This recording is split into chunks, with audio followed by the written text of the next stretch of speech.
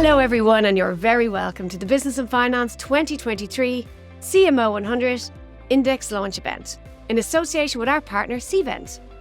Cvent is a leading meetings, events and hospitality technology provider, and we're delighted to be bringing you this event here today on their platform. Today we celebrate the achievement of the Irish marketing industry, which continues to thrive in spite of world events and the ever-changing business landscape. Business and Finance supports inspirational leaders through our series of Top 100 indices, and congratulations to all of you CMO 100 recognised here today. We're going to be hearing some really interesting content that I'm sure you're all going to thoroughly enjoy. Shortly, we will begin our panel discussion, where leading marketeers will discuss the key trends of 2023, including quantity versus quality, the shift within the marketing mix, and the importance of community and customer experience.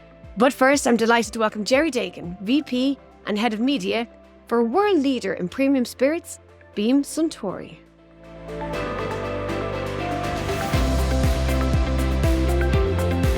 Thanks, Tracy. Yes, it's really a pleasure to be here. And as you say, my current role is leading global media here at Beam Suntory. I also have a few side hustles. I'm a World Federation of Advertising Diversity Ambassador, and I volunteer for the Conscious Advertising Network. And I tell you, because that shapes a little bit of what I think about the world and what I think about the trends that matter to marketing. And if anything, I'm a slightly strange person to talk about trends. I spend a lot of my time telling my team not to panic, not to worry too much about trends, to realize that the more things change, the more they stay the same. And there's a lot of truth in marketing that was the same as it was 20 years ago as it is now, which doesn't mean there aren't exciting things happening in the industry. And I'm really looking forward to hearing what the panel discusses today. But I just wanted to pick up on 5 really, really quick themes that I think are really interesting and have an opportunity for us marketing here in Ireland or anywhere else in the world to change what we're doing. The first one is this shift from the margins to the mainstream. I've actually written a book on inclusive marketing, and the whole focus of that is to say that trying to talk to diversity, trying to talk to inclusion is no longer a side hustle. It's no longer a silo on the side. It's the heart of what we need to do in our businesses. If we're looking for growth, we need to look for new audiences. We know that people want to shop the brands that talk to them, that fairly represent them. I think it's a really interesting opportunity to build community up as well, to really listen to your audience, to really listen to the influencers and tastemakers who are out there and try and shape content that truly fits them. A second one, kind of building on that, is around conscious media investment. So I work in an advertising function. We spend hundreds of millions of dollars of our money. And I think the pivot that marketers are starting to happen, actually, it comes from the World Federation of Advertisers. They're about to launch a new global media charter. And one of the key things in that is this push on marketers to think about our advertising dollars, not just as an investment in our brands, but also an investment in the media ecosystem around them.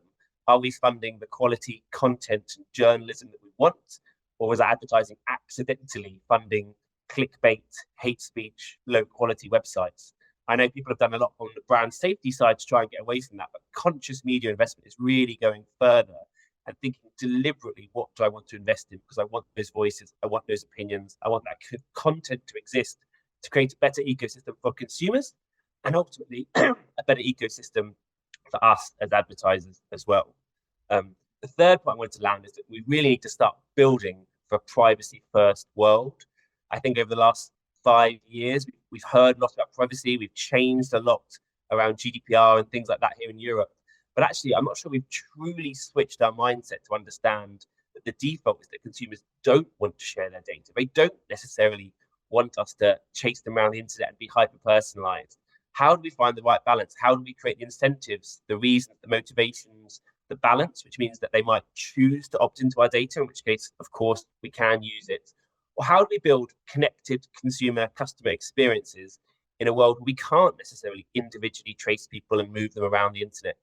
And there is sort of, the death of the cookie and all that stuff on the horizon, but more practically, it's consumer expectations are changing.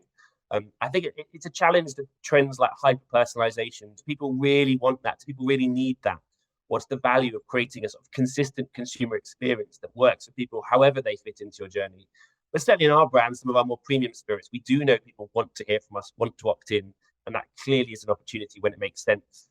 The fourth one is almost an anti-trend. But I think it's really being aware of the hype curve and when things fall off it. So last year, we heard a lot about NFTs. We heard a lot about the metaverse. Those things aren't going away, but I think they're going to crash down a lot this year. I think people are going to see that there was a lot of noise, a lot of hype. Some more recent brands trying to do things with NFTs and stuff haven't gone super well. Consumers not necessarily seeing the value with that. The metaverse still being something that's coming, but what we tend to talk about at the moment is more gaming and basic VR. That's something that's coming, but in the sort of face of a recession, in the face of a potentially quite a lot of challenge around us, I think it's quite a good time to go back to basics, to do the stuff that we know works, and perhaps to give those technologies a while to settle in until we truly work out what they can do. But the last trend, which is definitely going to be peak hype curve this year, but I actually think will have a big impact, is AI changing how we do our jobs. Literally yesterday, I had to write a job description for someone new on my team, and I went to the Chat GPT bot, if you haven't tried it, and I just asked it to create the job description for that job title. It wasn't perfect, but about 70 or 80% of what it wrote was just like, wow, that's what I need in the job description. So I think AI is going to rapidly change how we do our jobs internally. It's going to change how we create presentations, tell stories. I think it will change what we do externally. And AI is already playing a big role in our media externally in terms of how we bid, how we optimize. We're using it to try different creatives to allow AI to decide which adverts to show to which people, perhaps without having huge amounts of data about them. But yeah, AI is definitely going to be something you hear a lot about this year as Google, as Bing and others try and build it into their search. It also means that search, SEO, what that looks like will change. We're not just optimizing for traditional search, we're optimizing for AI-driven search. But yeah, 5 things to get you thinking, and I really look forward to the conversation we're about to have.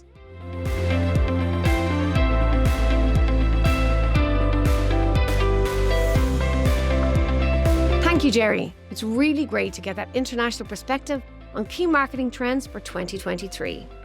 And now, I'll hand you over to Karen Carter, Director, Enterprise Marketing Europe at CVent, to introduce today's panel.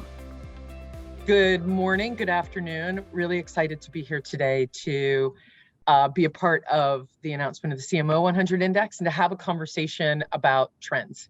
As all of us as marketing leaders really find that the impacts of the past year or so in particular have had a direct impact as we go into building our marketing strategies for 2023. So I'm excited to be amongst an incredible group of leaders to have this conversation and discuss some of the challenges and the opportunities that come with developing our go-forward marketing plans for the year.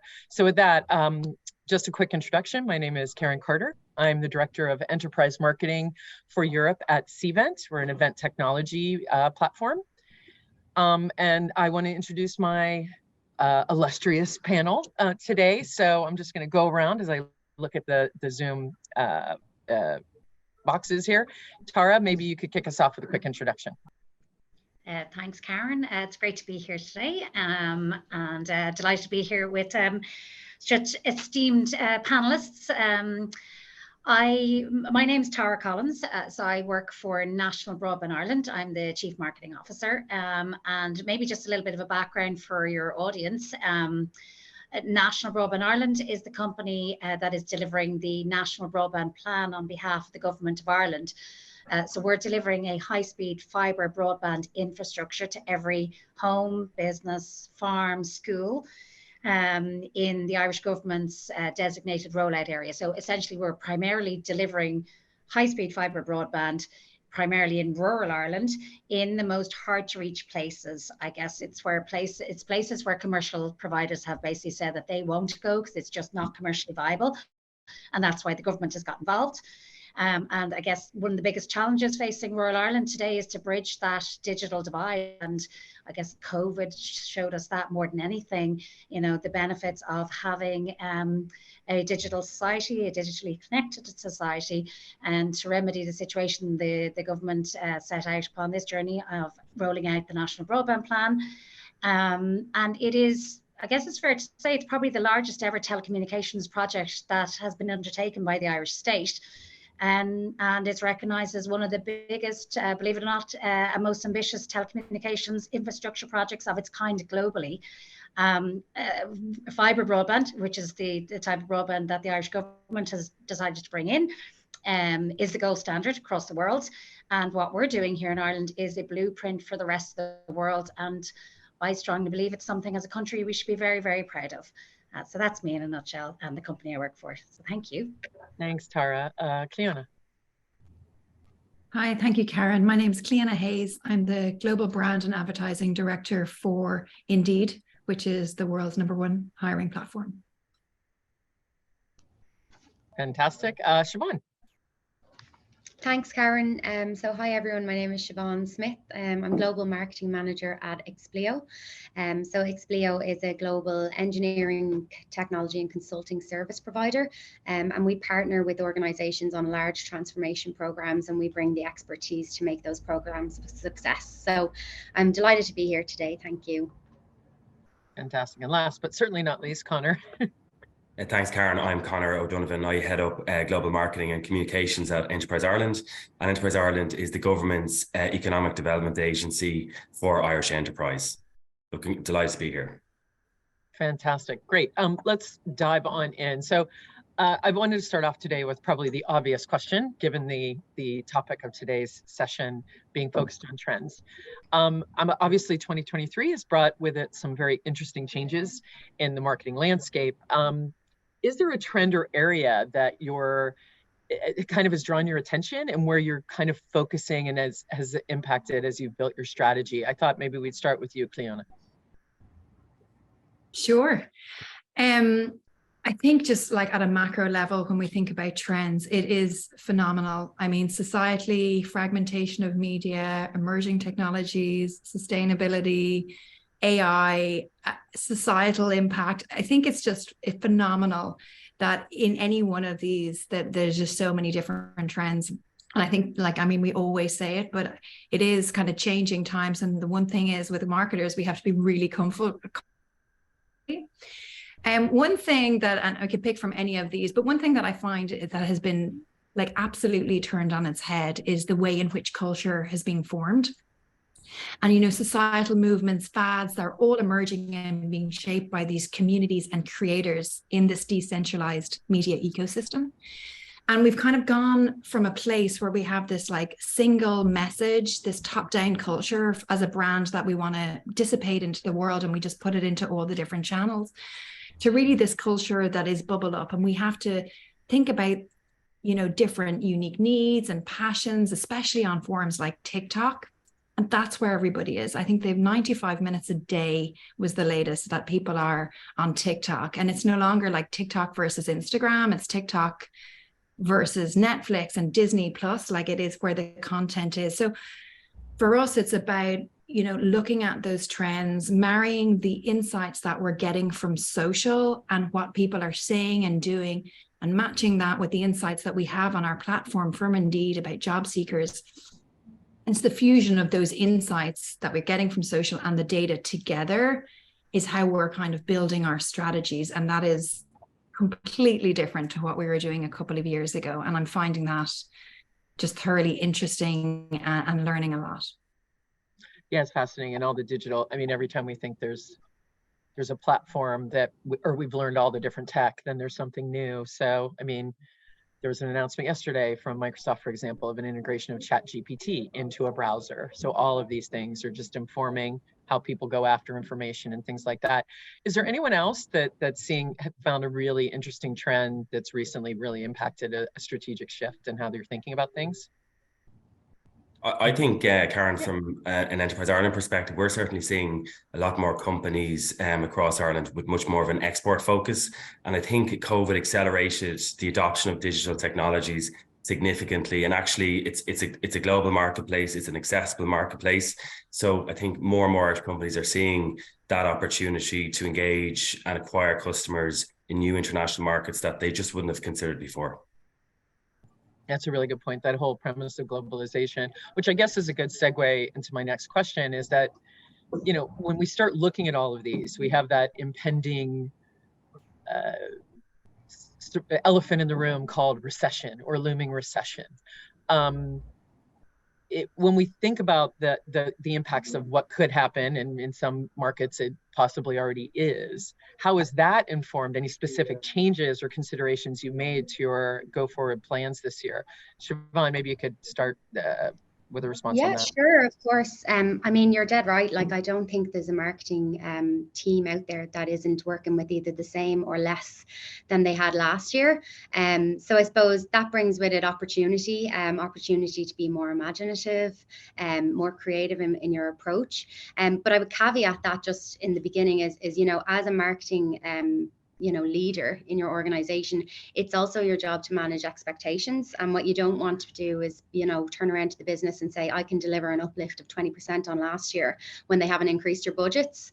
And that's a really important point, because it diminishes your achievements in previous rounds of negotiations as a team. So I caveat that at the beginning. But yeah, if I look at Expleo, so we're a B2B company. So, what we're trying to do is we're trying to look at what we're doing, step back a little bit, look at the types of content, say, we're investing in, and seeing how can we do that in a more strategic way. So I'll give you one example. So rather than investing in 5 pieces of good content a year, we're now investing in 1 piece of really in-depth research. We've surveyed over 1,400 leaders, and these are leaders kind of in departments that relate exactly to the buying purchasers of our services. So this has so many impacts in terms of return on investment. It gives us insights into our clients. It gives them a view of the market, and not just in their country, but across different regions.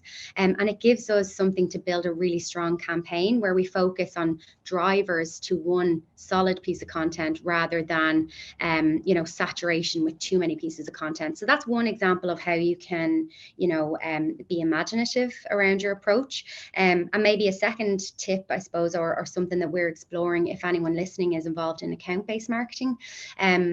We've been running account-based marketing campaigns now for the last 2 years, and I think we've gleaned so much insight from what was very much a trailblazing approach in Ireland. So what we've learned, I suppose, is that actually we've invested so much, and we've gotten so much great content, assets, strategic approach out of that it is applicable in other areas. So we're moving away a little bit from hyper personalization and focusing, there was a huge, I suppose, one of the biggest trends, say 2020, 2021, was all about hyper personalization. And what we've learned from adopting that approach is that actually you can glean huge benefits from stepping back a little bit and maybe reducing the percentage of investment in the personalization part and still having a big impact. So there are a couple of ways that somebody could potentially do more with less this year. Yeah, it's fascinating. I sat on a panel about this time last year on hyper-personalization. So it's interesting to hear you say that. Yeah, I'll probably get a load of kickback now of people very passionate about it, but there's arguments for and against, I think, definitely. Well, yeah, I mean, when you look at your traditional demand gen engines, there's still value in those and driving the breadth play, but figuring out those ways, and I think it's industry dependent, it's audience dependent, it's size of organization, all of those things. And at CVent, we look at talking to smaller businesses all the way up to the biggest of enterprises, and it's that adjustment and that flexibility that you need to build in. And then, as you say, trying to do that with flat budgets or less, you just have to get really specific and prioritize. Anyone else have any thoughts on that from a recession perspective and any impacts? Yeah, well, I guess from an NBI perspective, so I've maybe even just put it into context. We're literally just 3 years old, so it's been very much startup to steady state in the last 3 years, going into year 4 now. We're a wholesaler, so our customers technically are the retailers, the broadband providers. So like your Vodafone, Skies, your Airs, your DigiWeb, Kerry Broadband, etc. We have, because we're a public-private partnership, we have a formalised contract with the Irish government to deliver on the marketing communications plan, and that's split up into different stakeholder groups. So we're measured, and there's a lot of tracking measurements and metrics around that to ensure that we deliver on the plan that we set out to do. And the first couple of years was very much because we had nothing built, there was no network, we were just getting started up. It was very much stakeholder engagement. So public affairs, PR, communications, our marketing strategy was very much around inspiring, convincing. And now in more recent years, and specifically into this year, it's the converting of that target audience to take up to sales, to lead generation. I guess one of our core values in NBI is the courage to innovate. So this year in particular, it's a very new year for us. Budget constraints, yeah, the budgets have been cut like everybody else. So we're having to do less but more. We had planned in year 4, back when we signed the contract in 2019, that year 4 we'd be going on national TV, we'd be running national media campaigns. We're needing to be really smart, box clever with the budget. So it's all about testing, measuring and improving. So instead of say going on national TV, as we maybe envisaged that we would be at this point, we're doing nationwide radio. So we're not doing national radio stations, but we're doing radio in every county across the country on the local channels, but nationwide. And we're just having that courage to innovate throughout the year, measuring week to week, month to month, in terms of tracking our awareness, brand reputation, and then what we call expressions of interest, which is essentially lead generation, but most importantly, ultimately it's sales. So now that we actually have premises available to connect, we're tracking orders coming in week to week, and we're having a look to see what marketing activity is really underpinning those sales, across the whole spectrum of the various activities that we're doing. And still, going back to that test, measure, improve, we're still in that phase. 3 years old, we're looking at, what's driving sales? Surprisingly, when we looked at our econometrics, PR was driving expressions of interest and sales more than anything else. But it's a mix of everything. So that whole kind of stakeholder engagement in rural communities, events, the ploughing championships is a big thing for us. Obviously, it's our target audience, it's rural Ireland, it's got a footfall of 300,000 people. That coupled with, what we would do outside of the event itself, on social, on search, and then, again, go back to the fact that we're a wholesaler. We do a lot of promotions with our retailers. So, we'd be given free connections, which then they can pass on to the end user. And then we have all the usual above the line and below the line campaigns that I guess most of your audience will have as well, in terms of radio that I've mentioned. We do a bit of out of home, search and social. We do a lot of below the line campaigns in terms of door drops, letting people know when they're ready to connect. We do email campaigns, events, the big events, but also we're doing kind of more what we're calling now stretch activation. So we'll go back into an area when we kind of feel like that maybe it stalls a little bit, and do activations in various supermarkets, pop-up shops, that kind of things. And we invite the retailers to come and work with us on our stand, because again, we're a wholesaler, we can't sell directly, and we're really just trying to stimulate that demand for the retailers. So just to reiterate, it is very much test, measure, improve. And this year for NBI, for National Broadband Ireland, is very much in that space of having that courage to innovate and just see what works, and constantly tracking everything to get a really good return on investment, value for money. It's absolutely essential. Interesting. And Connor, if I can, I'm going to put you on the spot a little bit, because you said something yesterday that ties into what Tara said around just that marketing mix. Sure. And going from, while you are a wholesaler, Tara, there's definitely more an outbound, for lack of a better word, B2C kind of a connection that you have to make. In the enterprise and the work that you do, Connor, how have you looked at your marketing mix, and given recession and some of these other trends, how has that impacted your choices and what your current strategies are? Yeah, no, it's a great question, and I think our mix has changed quite significantly since COVID. So I guess there's 2 ways we look at this. The first is internationally. So part of our role is as a trade promotion agency to promote Irish companies and sectors internationally. I think, again, COVID accelerated a lot of our mix towards digital. We were doing some level of digital anyway, but I think it's predominantly digital now. I think the big challenge is always attention, from a B2B perspective as well. Everybody's so busy, lots of different things competing for people's attention. We've had to do a lot of work around insight gathering, profiling of key audiences and so forth. And then the other piece we do a lot of is around events, and we've changed our approach to events. So we're experimenting this year with much more kind of focused attendance, side events, things like that as well, which I think are becoming increasingly important to connect the digital experience to the in-person experience. We're about opening doors for Irish companies, so that physical element is really important.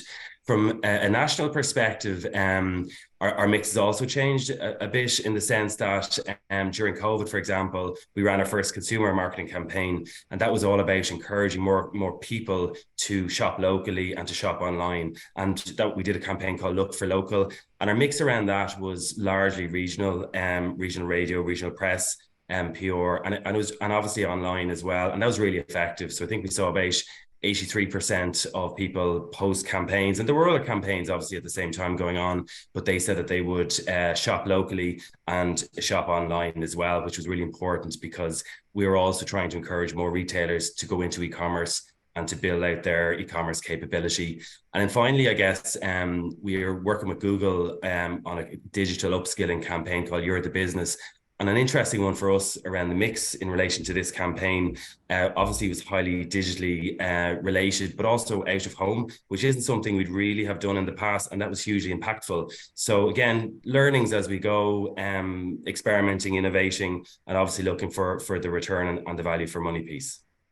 Yeah, I mean, it's always interesting. Obviously, where we spend our world in my day job is around events and the value and how you can use platforms to enable that. And it is interesting to hear you talk about, because we're hearing this from our customers, that shift from perhaps the large trade show and dropping down Exactly. to more intimate activities where you can target your frankly your leads better and build those relationships. You're bringing that level of personalization, for lack of a better word, into a more traditional non-digital aspect. But the beauty of now with all the technologies that you can actually measure all those things and still the same impact, whether it's in real life or not, which I think is an interesting segue to what we've been talking about around like that marketing mix and how we talk outbound. Cleona, I mean, you work in an industry that's all about people, and with trying to find people in roles and all that. So I thought it'd be a good question for you. Like, what trends have caused shifts maybe internally within perhaps your organization, or what are you seeing with perhaps some of your customers and how they're building teams and working across organizations and the impacts there, because building the right team can have a direct impact on frankly the quality of your marketing. Yeah, absolutely. I mean, and just completely reiterate what Connor was saying from a B2B perspective. I think it has had a lot of shift in the way in which we work and how we work. I think it is this, and not to keep going on about it, but it's an exciting time with tighter budgets to become more innovative, to become more creative, and it's an opportunity. And we've definitely taken a pause to think, what have we done before, and stop doing and invest in different places and learn more and being just a little bit more ruthless about how we invest our money. And I think also begging the question, I mean, we're, as I said, it's kind of more B2C, but we have had specific channels that deliver on certain KPIs, especially around that kind of more long-term, short-term metrics. And we're thinking about something around more brand performance. And is it like, can a certain channel deliver long and short at the same time? And I know that's the way the narrative has gone. And we're seeing, good results on the back of this. I know it is. So again, it's just formulating those different tests, and you say different people. So we have gone from a place of having maybe one person thinking about, brand science, to a whole team of people creating lots of different tests to understand again and measure and deliver on activities that we're doing. So that is definitely a muscle that we have grown, with some wonderful people really helping us understand what our activity is doing. That's fascinating. I love that term, brand performance.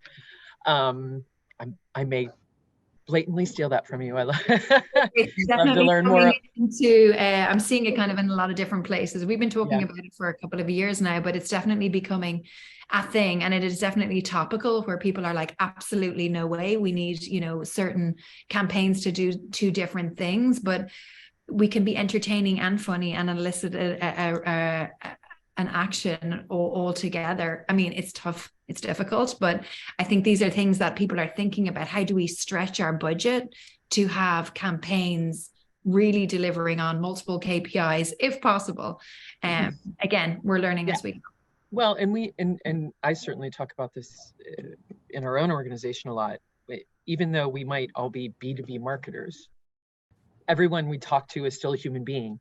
So finding that balance between a level of authenticity and humanness, and whether that's humor or just being who you need to be, aligned to, by the way, where there's a thing we want to sell you, I think, and particularly that just seems even more real coming out of things like pandemics and all that, and how you connect and all that. And I think that's as relevant in B2B as B2C, and almost taking B2C ideas of a sort that used to sit only in that world and bringing that into this place of, we all go into an office, but we still have our likes or dislikes, that sort of thing. I think that impacts the hiring processes as well as who you bring into your organization.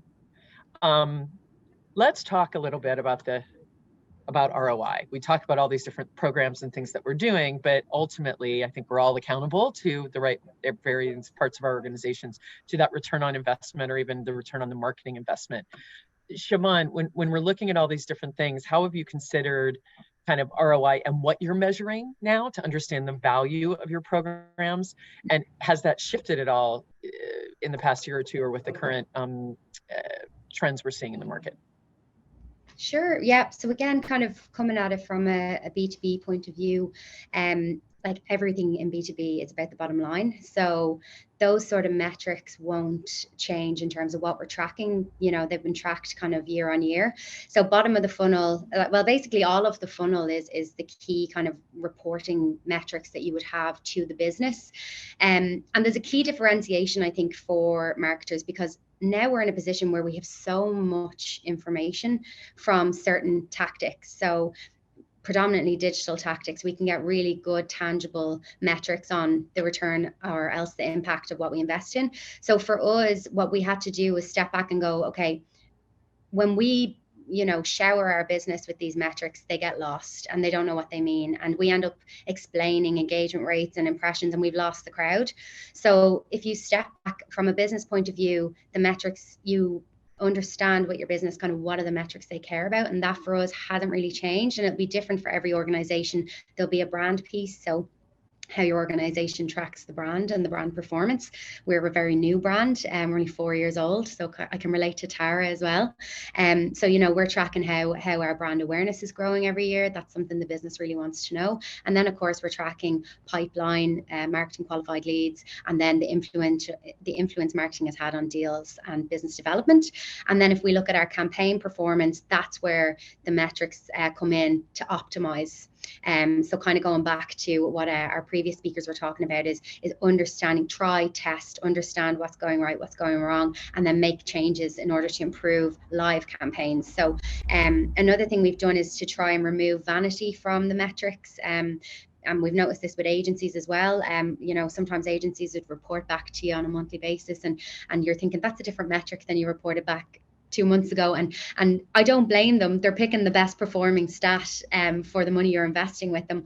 But it's consistency, it's understanding what exactly do we need to know in order to gauge success, and how do we track that consistently, and obviously cascade that information as well to agencies and to your teams as well. So I mean, I welcome anyone else's kind of thoughts as well, but that would be kind of where I sit in terms of measuring your impact and being able to report effectively. Yeah. Is there anyone else that's doing anything different? Like we're doing a big shift from looking at volume, and while that's still important from an MQL, is that conversion rate. It's about that conversion, because if you're not shifting that over to the demo or whatever that measure of conversion looks like, all the volume in the world means nothing. So it becomes more of a quality play. Tara, I don't know if you have any thoughts. Yeah, I know. I was just thinking about it and thinking how we've kind of shifted in the first couple of years, because I suppose to begin with, in getting the company set up and actually building the network, there was no revenue, so we're subsidized by the government, so you get paid on delivery. So from a marketing perspective, it was very much about that education piece, brand reputation. So we'd be measuring, in the same way that everybody else does, our brand metrics, our reputational metrics. From a PR perspective, our AVEs and all of that. And now things are getting really real because there's revenue at stake.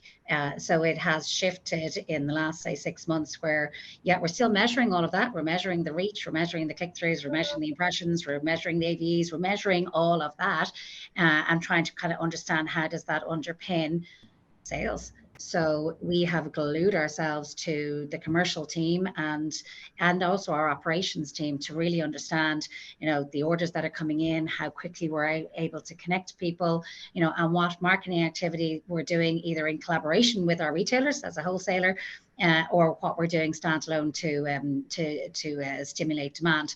I might just go back on one of the other questions you asked earlier in terms of like key marketing trends, and we've been playing around with this a little bit, in terms of what we've experimented with is user-generated content. So again, when you look at budgets being cut and what could we do that was kind of, what could we try and test? We ran a competition with, put a call out to all of our end users who are connected to the network, and we got some really cool raw content back from connected farmers, connected small businesses, families, doing online education at home, the usual day-to-day shopping online, etc. And we ran a competition to get people to send us in their videos, which then we used that content online, and found that it was actually really highly effective, because when we started out we had that corporate spokesperson, and then realized actually people want to hear it from the horse's mouth. So and literally in the farms of Ireland, what it is doing in a transformational sense for ag tech, for e-health, for e-business, etc. So we just, from a content perspective, and it was a really cost-effective way to do it, which we just hadn't tested or tried that before, and we've done that in the last couple of months, and it's proving to be quite successful. Another area of real focus for us, and has been from day one, is customer experience. And I know a lot of brands in telecommunications and elsewhere have slashed their budgets when it comes to customer experience, and I think right now it couldn't be more appreciated, especially in our own industry. We've made a huge amount of investment, time, resource into our customer experience. Within my team, we manage the call center, so we have inbound and outbound, as well as all of the rest of the marketing activities that we do. And I suppose what I'd advise people across every business is really just to make sure that they find ways to measure customer experience. We use NPS, so the net promoter score. And we measure that on a very regular basis to ensure that we're just doing well across all of our operations. And it's not just a marketing department, it is a team effort integrated across marketing, commercial, operations, and across the entire business, even down to our subcontractors who are out on the road. Customer experience cannot be understated. It's absolutely crucial to everything that we do. And then one final thing, just in terms of our own kind of marketing trends for the year ahead, is that kind of accountability. So ESG, CSR in my own space, ESG is kind of managed across the business again, like customer experience. It's a team effort. In that kind of CSR space, we're doing a good bit. Like we're disrupting the landscape of rural Ireland, even though it's for the greater good. So we started doing things like working with local communities to replant, flowers, seeds, etc. Just so we're not, we want to go faster, but we don't want to reduce the quality of the landscape. So we're investing a lot of time and energy and working with local communities to keep the countryside beautiful. And we've also then helped our chairman, David McCourt, set up a charitable foundation, the Community Fund. So we're offering then cash grants to small businesses, social enterprises, and community groups who want to use the technology that they've received through the National Broadband Plan to scale their impact in society, whatever that is, whether it's a small business, it's a local education centre, whatever it is. So we're ensuring that we're not just wiring up rural Ireland to watch Netflix, not that that's a bad thing. We're wiring them up to watch Netflix and to ensure sustainable communities. So the Community Fund is our way of kind of ensuring that we're laying the foundations, but there's the doors, the windows, the walls, and the roof that needs to go on. And for the National Broadband Plan to really be transformational for this country, we've got to start using it, and communities need to be self-sustaining and sustainable. So the RISE Community Fund and the RISE Global Foundation is something that we set up in the last year. It's actually the Community Fund is a year old now, and we've handed out, I think we've distributed about 60 grants to date. So it's a really important part of our strategy this year and into the future. Thank you, Tara, and for bringing it back to customer experience, because I meant to bring that up earlier. So thank you for bringing that. It's also a perfect bridge over to that conversation of those trends when we start looking beyond the business to the different areas, whether that's sustainability, diversity, all those other things that have become even more kind of front of mind, particularly for younger generations. It's why they choose where they work and make choices around the businesses that they purchase things from or engage with. And I think that's as relevant in a consumer space as business. Cleona, we talked about this a little bit yesterday. When we think about those trends and the challenges of wanting to align our brands authentically, particularly as it relates to these areas, how are you considering some of these trends with your strategies? Again, because we work in this person-based or business all day long. Yeah, I think so eloquently put, Karen. From an Indeed standpoint, just to make reference to how we are thinking about it, and observations we're making is like we help all people get jobs, and in the all is very important. It's making sure that we're showing up for all the different communities. In a lot of our communications, we would highlight challenges from underrepresented communities.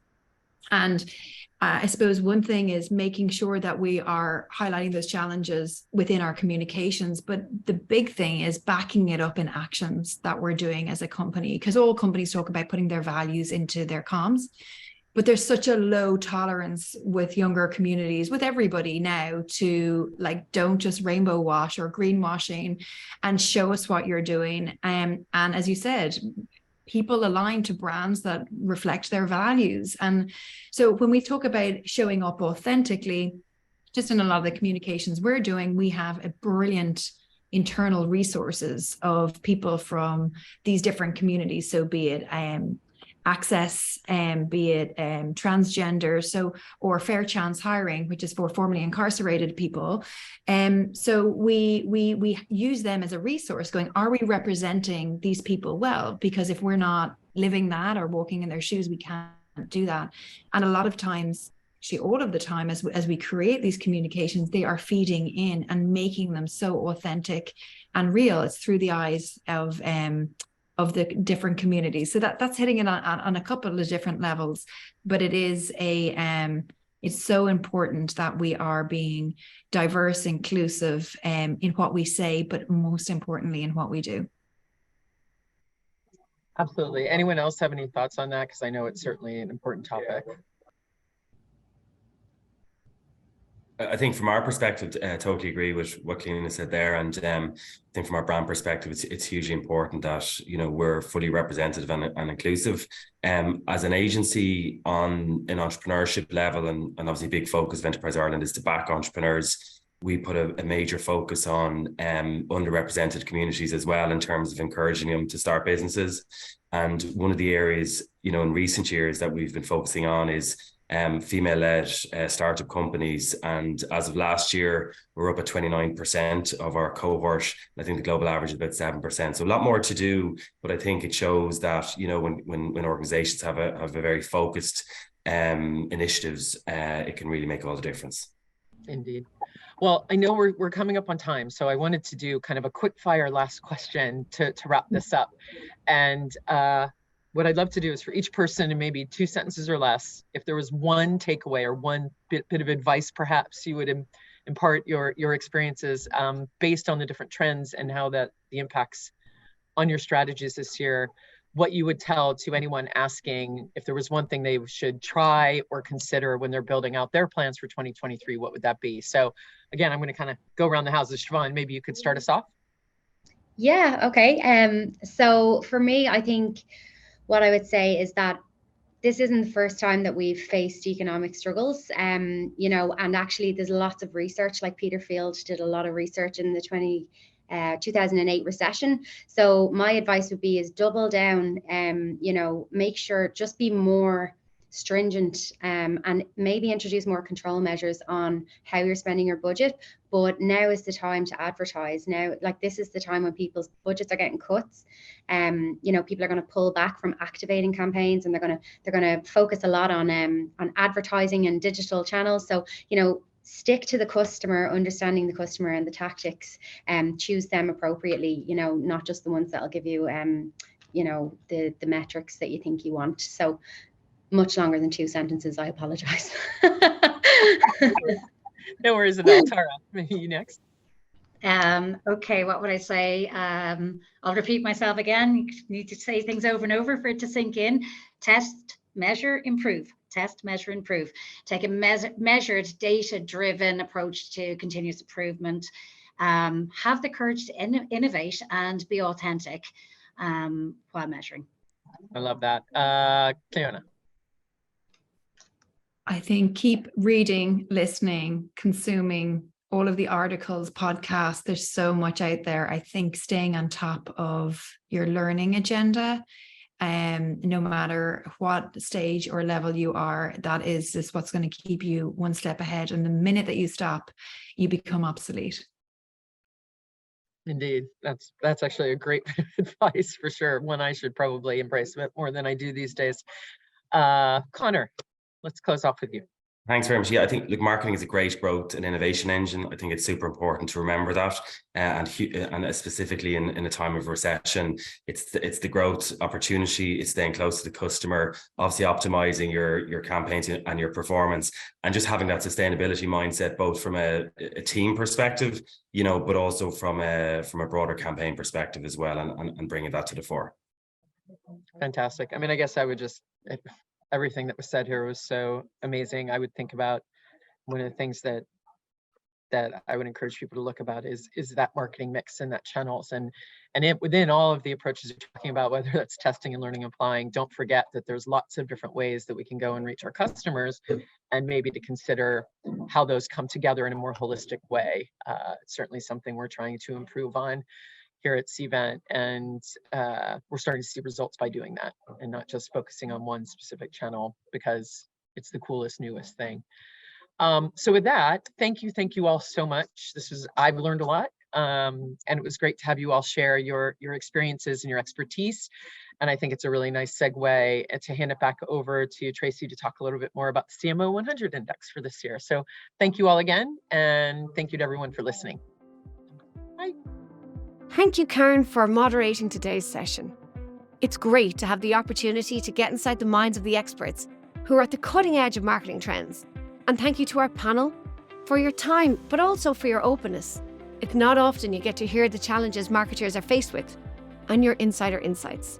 Final shout out and thank you to the team at CVent for your partnership of this event. And now, the moment you've all been waiting for, I'm delighted to launch the CMO 100 Index 2023. We will now reveal the full index, and you can also find it on businessandfinance.com. From all of us here at Business and Finance, goodbye for now, and I look forward to seeing you all again soon.